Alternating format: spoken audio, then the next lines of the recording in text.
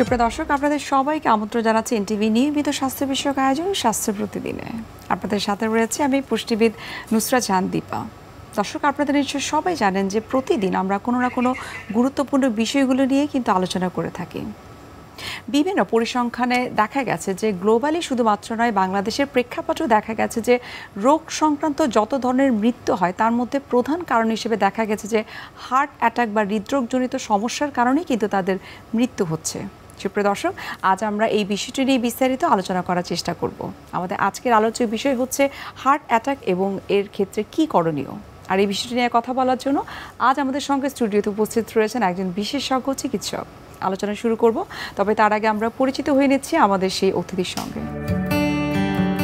Doctor Shafiqur Rahman Patwari 1970 সালের জানুয়ারি মাসে চাঁদপুর জেলায় জন্মগ্রহণ করেন। তিনি 1994 সালে চট্টগ্রাম মেডিকেল কলেজ থেকে MBBS ডিগ্রি অর্জন করেন। এরপর তিনি চিকিৎসা বিজ্ঞানে উচ্চতর FCPS ডিগ্রি লাভ করেন। বর্তমানে তিনি জাতীয় হৃদরোগ ইনস্টিটিউট ও হাসপাতালে কার্ডিওলজি বিভাগের সহযোগী অধ্যাপক হিসেবে কর্মরত।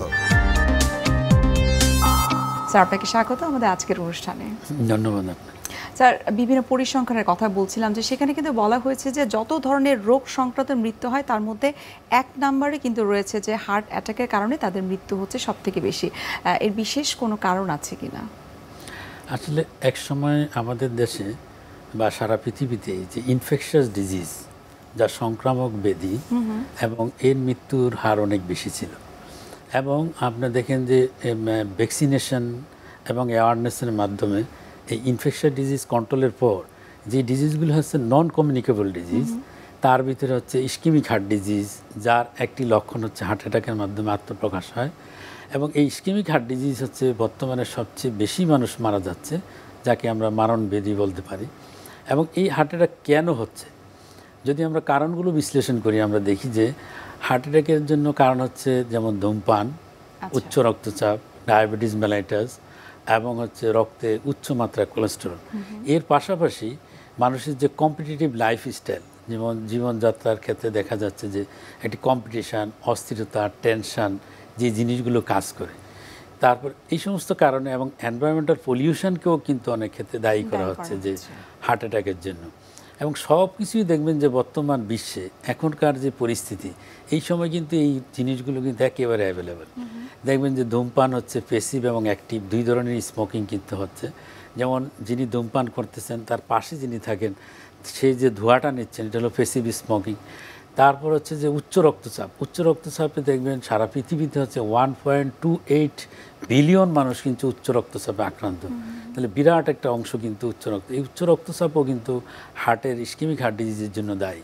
এর পাশাপাশি আমরা যদি দেখি যে খাদ্য অভ্যাসের যে পরিবর্তন, যেমন খাবারে আপনি দেখবেন ট্রান্সফ্যাটের পরিমাণ কিন্তু বেশি, এবং অনেক দেশে ট্রান্সফ্যাটকে নিষিদ্ধ করা হচ্ছে। এবং ট্রান্সফ্যাটটা হচ্ছে যা চর্বি যদি হাইড্রোজেনেশনের মাধ্যমে যে কনভার্টেড হচ্ছে স্যাচুরেটেড ফ্যাটে, যখন আপনার বারবার তেলটাকে গরম করা হচ্ছে, পুনর আপনার রান্না করার জন্য ইউজ করা হচ্ছে তেলটাকে, সেই তেলটাই হচ্ছে ট্রান্সফ্যাটে কনভার্টেড হচ্ছে।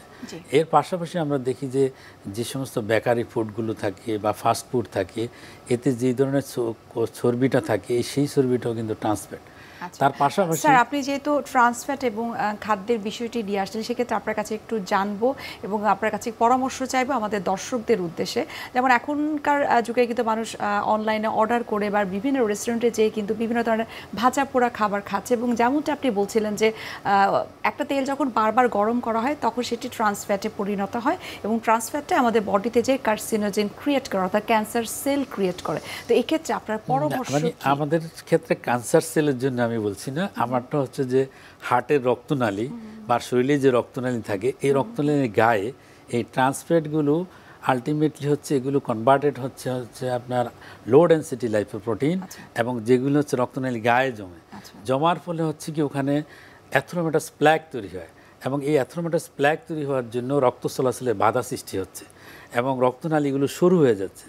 এবং এই অ্যাথেরোমাটাস প্ল্যাকটা যখন কমপ্লিকেটেড হয়, যেমন কোনো টেনশান, অস্থিরতা, ধূমপানের কারণে প্ল্যাকটা ফেটে যাওয়ার পর ওখানে আপনার প্লেটলেট জমে রক্ত জমাট বেঁধে যায়। রক্ত জমাট বেঁধে যাওয়ার জন্য একেবারে হার্টের মাংসপেশিতে রক্ত প্রবাহ কিন্তু বন্ধ হয়ে যায়, আচ্ছা। যার ফলে হচ্ছে হার্ট অ্যাটাক হচ্ছে। তো এই যে আপনি বললেন যে আসলে খাদ্যাভ্যাস অনেকটাই দায়ী কিন্তু এই হার্ট অ্যাটাক জনিত সমস্যা সৃষ্টি করার ক্ষেত্রে। এক্ষেত্রে আপনার আসলে খাদ্যাভ্যাস জনিত সমস্যাগুলো বা অভ্যাসগুলো কিভাবে আসলে সুন্দর করা যায়, স্বাস্থ্যসম্মত করা যায়, এক্ষেত্রে আপনার পরামর্শ কি? হ্যাঁ, যেমন হৃদরোগ প্রতিরোধের জন্য বিশেষ করে হচ্ছে করোনারি আর্টারি ডিজিজ বা হার্ট অ্যাটাকের মধ্যে যে সমস্যাগুলো, এর জন্য আমরা যেই ফ্যাক্টরগুলোকে দায়ী করি তার ভিতরে হচ্ছে যেমন হার্ট হেলদি খাবারের কথা আমরা বলি যে হার্ট হেলদি খাবার খাওয়ার জন্য। এখন হার্ট আনহেলদি খাবারটা কী জিনিস, তাই তো? যেমন আমরা খাচ্ছি কোনটা আনহেলদি, যেমন আমরা এখানে সবসময় বলি যে স্যাচুরেটেড ফ্যাট যদি বেশি থাকে খাবারে, সেই খাবারটাকে আমরা একটা আনহেলদি বলার চেষ্টা করি। যেমন স্যাচুরেটেড ফ্যাট থাকলে কি সমস্যাটা হচ্ছে যে আমাদের এলডিএল কোলেস্টেরল লেভেল বেড়ে যাবে, আবার দেখা যাচ্ছে ট্রাইগ্লিসারাইড লেভেল বেড়ে যাচ্ছে, টোটাল কোলেস্টেরল লেভেল বেড়ে যাচ্ছে, এইচডিএল কোলেস্টেরল লেভেল কমে যাচ্ছে, যার ফলে হচ্ছে কি আলটিমেটলি এই ডিসলিপিডিমের জন্য হার্টের রক্তনালীর ওয়ালের চর্বি জমে ব্লক তৈরি করতেছে। এখন তাহলে স্যাচুরেটেড ফ্যাট কোথায় থাকে আমাদের খুঁজে বের করতে হবে, কোন কোন তেলের ভিতরে স্যাচুরেটেড ফ্যাট আছে আর কোন খাবারে এই স্যাচুরেটেড ফ্যাট বেশি। সুতরাং আমরা ওই খাবারগুলো খাদ্য তালিকা থেকে কমিয়ে দিতে হবে। যেমন আমরা যদি বলি পায়ের সংখ্যা যাদের বেশি, যেমন চিংড়ি মাছ, কাঁকড়া, যেমন গরু, খাসি, না ওদের সংখ্যা বেশি পায়, তাহলে এই যাদের পায়ের সংখ্যা বেশি, এই সোর্স থেকে যে চর্বিটা আসে সেই চর্বির ভিতরে হচ্ছে স্যাচুরেটেড ফ্যাটের পরিমাণ বেশি থাকে। তাহলে এই ফ্যাটগুলো আমরা অ্যাভয়েড করার চেষ্টা করব। তারপর আমরা দেখি যে নর্মাল টেম্পারেচারে যে ফ্যাটটা সলিড থাকে সেই ফ্যাটের ভিতরে স্যাচুরেটেড ফ্যাট থাকে। তাহলে আমাদেরকে খুঁজে বের করতে হবে যেই ফ্যাটে আনস্যাচুরেটেড ফ্যাট বেশি থাকে সেই ফ্যাটটা আমাদের জন্য ভালো হবে সেই চর্বি। যেমন হচ্ছে উদ্ভিদ যেগুলো হচ্ছে আপনার তেল থাকে, সেই তেলগুলো অনেক ক্ষেত্রেই দেখা যাচ্ছে আনস্যাচুরেটেড ফ্যাট। এছাড়া আমরা যদি ইলিশ মাছের কথা বলি, সামুদ্রিক মাছের কথা বলি, সেই মাছের ভিতরে ওমেগা 3 ফ্যাটি অ্যাসিড থাকে, যেটা হচ্ছে আনস্যাচুরেটেড ফ্যাটি অ্যাসিডের পরিমাণ বেশি। তো এই ফ্যাটি অ্যাসিডগুলো যদি আমরা খাদ্য তালিকার ভিতরে রাখতে পারি তাহলে দেখা যাচ্ছে যে হার্টের রক্তনালীতে প্লাগ হওয়ার সম্ভাবনা কিন্তু অনেকাংশেই কমে যাচ্ছে। তার পাশাপাশি আমরা যেটা বলবো কার্বোহাইড্রেট কম খাওয়ার জন্য, কারণ কার্বোহাইড্রেটটা আলটিমেটলি ফ্যাট সহ কনভার্টেড হয়ে সেটা ট্রাইগ্লিসারাইডে কনভার্টেড হয়। এই ট্রাইগ্লিসারাইডও কিন্তু আমাদের হার্টের জন্য ক্ষতিকর। যেমন লিভারে ফ্যাট ডিপোজিশন হয়, ফ্যাটি লিভার হয়, আমাদের হার্টেও সেই ধরনের প্রবলেম তৈরি করতেছে, করোনারি আর্টারি ডিজিজ। ইভেন ব্রেনে যদি প্রবলেম হয় সেখানে ব্রেন স্ট্রোক হওয়ার সম্ভাবনা থাকে। তাহলে আমাদেরকে অবশ্যই তেল এবং চর্বি খাবারের ক্ষেত্রে অবশ্যই হিসাব করে আমাদের খেতে হবে। তারপরে হচ্ছে আমরা যেটা বলি কার্বোহাইড্রেটও কম খেতে বলি আমরা, কারণ এই কার্বোহাইড্রেট আলটিমেটলি সেই কার্বোহাইড্রেটও কিন্তু ট্রাইগ্লিসারাইডে কনভার্টেড হচ্ছে। নেক্সট হচ্ছে যে খাবারের কথা আমরা বললো যে ফল খাওয়ার জন্য আমরা বলি শাক সবজি বেশি খেতে আমরা বলি। আঁশ জাতীয় খাবারগুলো খাদ্য ভিতরে যদি নিয়ে আসা যায়, যেমন পটাশিয়াম কন্টেনিং খাবারের কথা আমরা বলি, সেটা হচ্ছে ব্লাড প্রেশারকে কমিয়ে রাখে। আবার সল্ট কন্টেনিং খাবার অ্যাভয়েড করতে বলি কেন, যে সল্ট কন্টেনিং খাবারগুলো ব্লাড প্রেশার বাড়িয়ে ফেলে এবং তার মাধ্যমে করোনারি আর্টারি ডিজিজ হওয়ার সম্ভাবনা থাকে। যেমন যত প্রসেস ফুডগুলো থাকে, প্রসেস ফুডের ভিতরে কিন্তু সল্টের পরিমাণ অনেক বেশি থাকে। এবং এই জন্য আমাদের একটা জিনিসের প্রতি নজর রাখা উচিত যে কোনো খাদ্যদ্রব্য তৈরি করার পর একের ফ্রন্ট সাইডে যেন লেখা থাকে সল্টের পরিমাণ কীরকম, ট্রান্সফ্যাটের পরিমাণ কীরকম, ফ্যাটের পরিমাণ কীরকম, কার্বোহাইড্রেট কীরকম, এই ধরনের কিন্তু এগুলো অবশ্যই খুব ভালোভাবে যেন মানুষের জন্য দৃষ্টিগোচর হয়, এইভাবে কিন্তু উল্লেখ থাকা উচিত। সল্টের বিষয়ে স্যার আমরা আরেকটু বিস্তারিত আপনার কাছে জানতে চাই। অনেকেই আছে যে পাতে লবণ খাচ্ছে, যখন চিকিৎসক হিসেবে আপনারা হয়তো পরামর্শ দিয়ে থাকেন বা আমরা পুষ্টিবিদ হিসেবে যখন পরামর্শ দিয়ে থাকি তখন কিন্তু না করা হয় যে পাতে লবণ খাবেন না, তখন কিন্তু তারা বলে থাকে আমরা লবণটাকে ভেজে খাচ্ছি, অথবা অনেকে পিঙ্ক সল্ট খেয়ে থাকে, সি সল্ট খেয়ে থাকে। এক্ষেত্রে আসলে পিঙ্ক সল্ট কতটুকু হার্টের জন্য ভালো, অথবা সি সল্ট যেটা আছে সেটা কতটুকু স্বাস্থ্যের জন্য ভালো, এবং যেটা আমরা ভেজে খাচ্ছি লবণটাকে সেটা কি আসলেই হাইপারটেনশন কমায় কিনা অথবা ক্ষতি করে কি? এখন আমাদের যেটা হচ্ছে আমাদের বাংলাদেশে বিভিন্ন গবেষণা থেকে দেখা যাচ্ছে যে আমাদের দেশের মানুষ প্রতিদিন দৈনিক 9 গ্রাম পরিমাণে কিন্তু খাচ্ছেন, লবণ খাচ্ছেন। কিন্তু ওয়ার্ল্ড হেলথ অর্গানাইজেশন রিকমেন্ডেশন অনুযায়ী একজন মানুষের হচ্ছে আপনার 5 গ্রাম পর্যন্ত লবণ খেতে পারবে, 5 গ্রাম। দ্যাট মিনস সেই লবণটা কীভাবে আসে, সেই লবণের 2 চামচ পরিমাণে লবণের ভিতরে কিন্তু থাকে। এখন কথা হচ্ছে যে আমরা এই যে লবণটা যেই ফর্মে আপনি লবণ খান না কেন, লবণ হলো সোডিয়াম এবং ক্লোরাইড, এবং এটাকে গরম করলেও সোডিয়াম ক্লোরাইড থাকবে, এটা ঠান্ডা থাকলেও সোডিয়াম ক্লোরাইড থাকবে, যেই ফর্মে থাকুক না কেন, সমুদ্রেও যদি থাকে সেটাও সোডিয়াম ক্লোরাইড NaCl, এবং আপনার যদি প্রসেস ফুডে থাকে সেটাও NaCl। সুতরাং NaCl যেটা মানে লবণ, এই লবণ আপনাকে অবশ্যই কমিয়ে খেতে হবে এবং লবণের পরিমাণ যদি বেশি থাকে সেই ক্ষেত্রে হচ্ছে আপনার হাইপারটেনশন হওয়ার কিন্তু ঝুঁকি থাকে এবং যাদের হার্ট ফেলিউর থাকে তার লবণ থেকে তার হচ্ছে কি হার্ট ফেলিউরকে অ্যাগ্রাভেট করে এবং তার শ্বাসকষ্ট কিন্তু বেড়ে যেতে পারে এবং যদি দীর্ঘমেয়াদী লবণ খেতে থাকে প্রেশার বেড়ে যাওয়ার জন্য হার্টের ব্লক হওয়ার সম্ভাবনা থাকে। সুতরাং আমরা যে কোনো ফর্মই হোক না কেন লবণ দেখবেন আচারে প্রচুর পরিমাণ লবণ থাকে কিন্তু তাহলে যে প্রসেস ফুড এই সমস্ত খাবারগুলো যেই খাবারের লবণ যেমন কিছু কিছু বিস্কিট থাকে দেখবেন সেগুলো সল্টেড বিস্কিট থাকে তাহলে এই লবণটা অবশ্যই আমাদের বিভিন্ন ফর্মে কিন্তু থাকে খাদ্য দ্রব্যের ভিতরে আমাদেরকে এগুলো সব কিছুই একটু কমে আনতে হবে কমে না আনলে হ্যাঁ পরিমিতভাবে খেতে হবে। স্যার আপনার কাছে একটু জানতে চাই এখন আমরা সবসময় শুনে থাকি যে যাদের ফ্যামিলিতে হার্ট অ্যাটাক জনিত সমস্যা রয়েছে অথবা হাইপারটেনশন রয়েছে এবং জেনেটিক্যালি দেখা যায় যে ফ্যামিলি বাকি সদস্যদের মধ্যেও কিন্তু হাইপারটেনশন বা হার্ট ডিজিজ এগুলো গ্রো করে। আপনার কাছে একটু জানবো যে একেবারেই কি সেটাকে আমরা বলতে পারি যে আসলে জেনেটিকগত কারণেই তার হাইপারটেনশন হচ্ছে তার পরবর্তী লাইফে অথবা হৃদরোগ হচ্ছে? একটা ইম্পর্টেন্ট ইস্যু হচ্ছে যে জেনেটিক ম্যাপিং ছাড়া আসলে দীর্ঘমেয়াদী যে রোগগুলো এই রোগগুলো কিন্তু সম্ভব না। দেখা যাচ্ছে যে এটার ব্যাকগ্রাউন্ড তৈরি হচ্ছে আপনার জেনেটিক ব্যাকগ্রাউন্ড তার সাথে হচ্ছে না মাল্টিফ্যাক্টোরিয়াল যে ফ্যাক্টরগুলো থাকে এনভায়রনমেন্টাল ফ্যাক্টর যেমন আমরা যদি উচ্চ রক্তচাপের কথা বিবেচনা করি উচ্চ রক্তচাপ হলে আপনার 90% কেস হলো কোনো কজ জানা যায়নি কিন্তু কতগুলো ফ্যাক্টরকে রেসপন্সিবল বলা হয় যেমন একটা জেনেটিক ফ্যাক্টর তারপরে লবণ যদি বেশি খাচ্ছে তাদের হয় ওজন যাদের বেশি হয় তাদের যারা ধূমপান করেন যারা অ্যালকোহল খাচ্ছেন যাদের হচ্ছে খাদ্য অভ্যাসে যদি আপনার আনহেলদি খাবার যদি থাকে যারা হচ্ছে সিলিন্ডারি লাইফস্টাইল যারা ফলো করেন মানে কাজ কম করেন কায়িক পরিশ্রম কম করতেছেন এই ধরনের লোকে যারা টেনশন অস্থিরতা থাকে তাদের ক্ষেত্রে হচ্ছে হাইপারটেনশন হচ্ছে তাহলে এটা হচ্ছে জেনেটিক ব্যাকগ্রাউন্ডের উপরে কিন্তু অন্যান্য ফ্যাক্টরগুলো অনেকেই মনে করে থাকে যে যেহেতু আমার বাবা মায়ের হাইপারটেনশন ছিল সুতরাং আমার এই কারণে হয়তো হাইপারটেনশন হয়েছে কিন্তু তিনি একেবারে মানতে রাজি নন অনেক ক্ষেত্রে যে তার খাদ্য অভ্যাস অথবা তার ফিজিক্যাল অ্যাক্টিভিটিস কম তার ফুড হ্যাবিট ভালো না সেটির কারণেও যে তার হাইপারটেনশনটা ট্রিগার করছে সেটি কিন্তু অনেক সময় তারা মেনে নিতে চান না। এক্ষেত্রে এই ধরনের রোগীদেরকে আপনারা কিভাবে কাউন্সিলিং করে থাকেন? হ্যাঁ যেমন আরেকটা জিনিস যদি আমি বলি যেমন হার্টের ব্যাপারটাও হার্টের ক্ষেত্রেও দেখা যাচ্ছে এটা জেনেটিক ব্যাকগ্রাউন্ড এবং ফ্যামিলি হিস্ট্রি যদি থাকে তাদের কিন্তু হচ্ছে তার পাশাপাশি যদি রিস্ক ফ্যাক্টরগুলো আমরা বিবেচনা করি যেমন উচ্চ রক্তচাপ ডায়াবেটিস রক্তে কোলেস্টেরলের মাত্রা বেশি ধূমপান এগুলো যদি পাশে যোগ হয় তাহলে দেখা যাচ্ছে তার কিন্তু জটিলতার কিন্তু বেড়ে যাচ্ছে এবং খুব আর্লি প্রেজেন্টেশন হচ্ছে আগেই দেখা যাচ্ছে এই রোগগুলো দেখা যাচ্ছে। এখন এগুলো কাউন্সিলিংয়ের ক্ষেত্রে আপনি যে কথাটা বললেন যে দুইটা জিনিস এখানে যে একজন ভালো মানুষ আছে উনি এসে বললেন যে আমার যাতে হার্টের রোগ না হয় আমি কি করতে পারি আরেকটা হচ্ছে যে যিনি হার্টের রোগে অলরেডি আক্রান্ত যেমন তার হচ্ছে একসময় বুকে ব্যথা হার্ট অ্যাটাক হয়েছে উনি রিং লাগানো আছে হার্টে অথবা বাইপাস অপারেশন করা আছে এই রোগীদের ক্ষেত্রেও কিন্তু পুনর হার্ট অ্যাটাক হওয়ার সম্ভাবনা থাকে উনি যদি ঠিকমতো নিয়মকানুনগুলি মেনে না চলেন। যেমন আমরা যদি প্রথমে বলি যার কোনো রোগ নাই তিনি হার্ট অ্যাটাক থেকে কীভাবে বাঁচবেন তো সেই ক্ষেত্রে আমরা বলবো যে অবশ্যই যদি ফ্যামিলি হিস্ট্রি থাকে তাহলে আগেই যেন উনি কী করেন অ্যাটলিস্ট কিছু পরীক্ষা নিরীক্ষার মাধ্যমে উনি দেখেন যে তার হার্টে কোনো সমস্যা হচ্ছে কিনা যেমন ইসিজি ইকোকার্ডিওগ্রাম আমরা তারপর হচ্ছে যেটা হলো ট্রেডমিল বা ইটিটি আমরা বলি এই পরীক্ষার মাধ্যমে কিন্তু বোঝা যায় যে হার্টের সমস্যা হচ্ছে কিনা। যেমন যার ফ্যামিলি হিস্ট্রি আছে তাকে অবশ্যই মাঝে মাঝে পরীক্ষাগুলো করে ডাক্তারের পরামর্শ নিয়ে তাকে দেখা উচিত যে তার এই ধরনের সমস্যা হচ্ছে কিনা।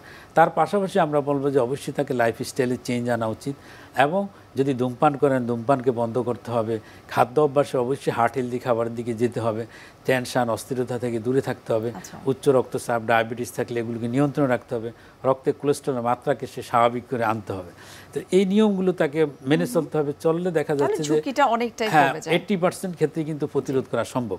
তারপরে আমি যাদের হার্টের রোগ অলরেডি আছে যেমন যিনি হার্টের অ্যাঞ্জিওগ্রাম করে রিং লাগানো আছেন অথবা বাইপাস অপারেশন করা অথবা হার্ট অ্যাটাক তার হয়ে গেছে এই ধরনের রোগীরও কিন্তু ভবিষ্যতে আবার হার্ট অ্যাটাক হওয়ার ঝুঁকি আছে। এই যে আপনি স্যার বললেন যে যাদের হার্ট অ্যাটাক অলরেডি হয়ে গেছে এবং রিং বা এনজিওগ্রাম করা হয়ে গেছে এবং বাইপাস করা হয়ে গেছে তার পরবর্তী সময়টাতে তারা আসলে কিভাবে চলা উচিত সেই বিষয়টি জানবো তবে তার আগে আমরা একটু দেখে নিচ্ছি আমাদের স্বাস্থ্য প্রতিদিনের নিয়মিত আয়োজন কি খাবেন কেন খাবেন এই সেগমেন্টে।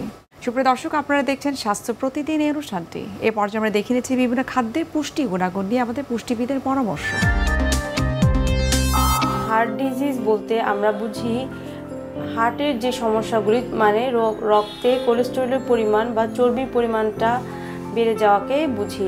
আমরা এক্ষেত্রে চর্বি জাতীয় খাবারটাকে অ্যাভয়েড করব যেমন ঘি পরোটা পোলাও, বিরিয়ানি অর্থাৎ তৈলাক্ত খাবার যেগুলো আছে সেগুলোকে আমরা আমাদের খাবারের তালিকা থেকে বাদ দিয়ে দিব এবং চেষ্টা করব যেন প্রতিদিনের খাবারের মধ্যে শাক সবজি, মিষ্টি জাতীয় ফল, টক জাতীয় ফল, বিশেষ করে আমাদের যে সিজনাল দেশীয় ফলগুলো আছে সেগুলো আমাদের শরীরের জন্য খুবই উপকারী। হার্ট ডিজিজ হলে যে মিষ্টি ফল খাওয়া যাবে না এটা কিন্তু একেবারেই ভুল।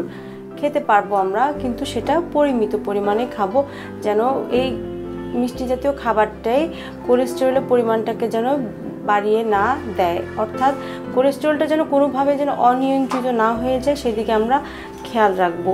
বিশেষ করে দুধ জাতীয় খাবার যখন আমরা খাবো সেক্ষেত্রে আমরা খেয়াল রাখবো দুধটা যেন ননি তোলা অর্থাৎ ফ্যাটলেস হয়। ফ্যাটলেস দুধ খেলে আমাদের হার্টটা মজবুত থাকবে এবং হার্টের যে সমস্যাগুলো সেগুলো আস্তে আস্তে ধীরে ধীরে চলে যাবে।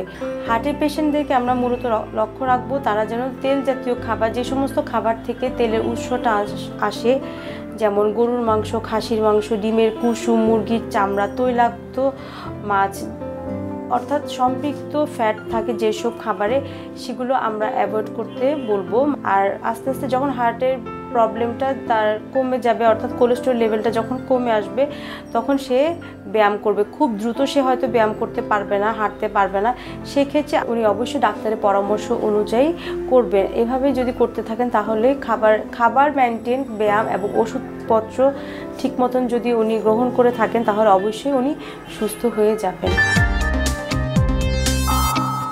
আপনি বলছিলেন যে কার্ডিয়াক জনিত সমস্যা যাদের রয়েছে তখন দেখা যায় যে তাদের অনেক ক্ষেত্রে রিং পরানো হয়, স্টেন্টিং যেটাকে আমরা বলছি, অথবা বাইপাস করা হয়। তার পরবর্তী সময়টাতে একজন এই কার্ডিয়াক রোগী কিভাবে আসলে জীবনযাপন মেনটেন করলে তিনি সুস্থ থাকতে পারবেন বা পরবর্তীতে আবারও হার্ট অ্যাটাক যেন না হয়, সেক্ষেত্রে তার কি করণীয়? যেমন হার্ট অ্যাটাকটা আসলে একটা খুবই মারাত্মক একটি রোগ। যেমন দেখা যাচ্ছে অনেক পেশেন্টই কিন্তু 1 ঘন্টার ভিতরে মৃত্যুবরণ করে, এবং যারা জীবিত থাকেন তাদের ক্ষেত্রে অবশ্যই কিছু নিয়মকানুন এবং ঔষধ এবং চিকিৎসা কিন্তু সঠিকভাবে করা উচিত ভবিষ্যতে ভালো থাকার জন্য। যেমন আমরা বলি যে নিয়মিত কিছু ওষুধ খাবেন, ওষুধগুলো প্রেসক্রাইব করা হয়, যেমন অ্যান্টিপ্লেটলেট জাতীয় ওষুধ, তারপর কোলেস্টেরলের মাত্রা স্বাভাবিক রাখার জন্য কিছু বিটা ব্লকার, এসি ইনহিবিটর, এই ধরনের কিছু ওষুধ আমরা প্রয়োগ করি। তো ওষুধ প্রয়োগের ক্ষেত্রে অবশ্যই একজন ডাক্তারের পরামর্শ অনুযায়ী নিয়মিত ওষুধ খাবেন। নেক্সট আমরা যেটা বলো লাইফস্টাইল, অবশ্যই তাকে পরিবর্তনে আনতেই হবে। যে ধূমপান তো অবশ্যই বন্ধ করতে হবে, খাবারগুলো হচ্ছে হার্ট হেলদি খাবারে নিয়ে আসতে হবে, এবং যে রিস্ক ফ্যাক্টরগুলো থাকে, আমরা বারবার রিস্ক ফ্যাক্টরের কথা বলতেছি, এই রিস্ক ফ্যাক্টরগুলোকে অবশ্যই নিয়ন্ত্রণে নিয়ে আসতে হবে, কন্ট্রোলের ভিতরে নিয়ে আসতে হবে রিস্ক ফ্যাক্টর। তার পাশাপাশি নিয়মিত ঘুমানো, টেনশন, অস্থিরতা থেকে অবশ্যই তাকে দূরে থাকতে হবে, এবং তাকে একটা সাধারণ এবং স্বাভাবিক লাইফস্টাইল থেকে লিড করতে হবে। কতটুকু হাঁটবেন, কতটুকু কাজ করতে পারবেন হার্ট অ্যাটাকের পরে, সেটাও কিন্তু ডাক্তারের পরামর্শ নিয়ে তাকে চলতে হবে, এবং এর মাধ্যমেই কিন্তু উনি ভালো থাকতে পারবেন। ঠিক স্যার, আপনাকে অসংখ্য ধন্যবাদ। যে হার্ট অ্যাটাক যাদের হচ্ছে সেক্ষেত্রে আসলে কী কী করণীয় এবং কোন কোন বিষয়গুলো অ্যাভয়েড করলে তারা ঝুঁকিটা কমাতে পারবে সেই বিষয়টি নিয়ে আমাদেরকে বিস্তারিত বলার জন্য আপনাকে অসংখ্য ধন্যবাদ এবং শুভকামনা এনটিভির পক্ষ থেকে। ধন্যবাদ আপনাকে এবং দর্শকদের। সুপ্রিয় দর্শক, এতক্ষণ আপনারা দেখছিলেন এনটিভি নিয়মিত স্বাস্থ্য বিষয়ক আয়োজন স্বাস্থ্য প্রতিদিন। এ পর্যায়ে আমরা দেখে নিচ্ছি আমাদের আগামী পর্বে কি থাকছে। গর্ভধারণের মধ্যে একটি নারী যেমন মা হয়, মাতৃত্বের স্বাদ পায়, ঠিক তেমনি গর্ভকালীন বিভিন্ন জটিলতার জন্য একটি মায়ের মৃত্যু পর্যন্ত কিন্তু হতে পারে। তো আমরা যদি একটু সচেতন হই তাহলেই কিন্তু অনেক জটিলতা আমরা এড়িয়ে যেয়ে একটা সুস্থ প্রেগনেন্সি লাভ করতে পারি। তো কিছু কিছু জটিলতা বা উপসর্গ যেমন প্রেগনেন্সির প্রথম থেকে হয়ে থাকে, যেমন বমি বমি ভাব, তো এটা খুবই একটা কমন উপসর্গ। প্রেগনেন্সির প্রথম দিকে একটু ব্লিডিং হতে পারে এবং সেই ব্লিডিংটা শেষের দিকেও কন্টিনিউ হতে পারে। তারপর হচ্ছে কিছু মেডিকেল ডিসঅর্ডার থাকতে পারে, যেমন একটি মায়ের ডায়াবেটিস হতে পারে, হাইপারটেনশন হতে পারে। বিশ্বের যে কোনো প্রান্ত থেকে যে কোনো সময় এনটিভি জনপ্রিয় অনুষ্ঠান স্বাস্থ্য প্রতিদিন দেখতে আপনারা ভিজিট করতে পারেন আমাদের পূর্ণাঙ্গ পোর্টাল www.ntvbd.com। এছাড়াও এনটিভির বিভিন্ন ধরনের জনপ্রিয় অনুষ্ঠান এবং নিউজ আপডেট পেতে আপনারা ভিজিট করতে পারেন আমাদের ইউটিউব চ্যানেল এবং ভেরিফাইড ফেসবুক পেজে। দর্শক, আজ এখানে শেষ করতে হচ্ছে, দেখা হবে আবারও আপনাদের সঙ্গে। সে পর্যন্ত আপনারা সবাই ভালো থাকুন, সুস্থ থাকুন এবং সব সময় এনটিভির সঙ্গে থাকুন।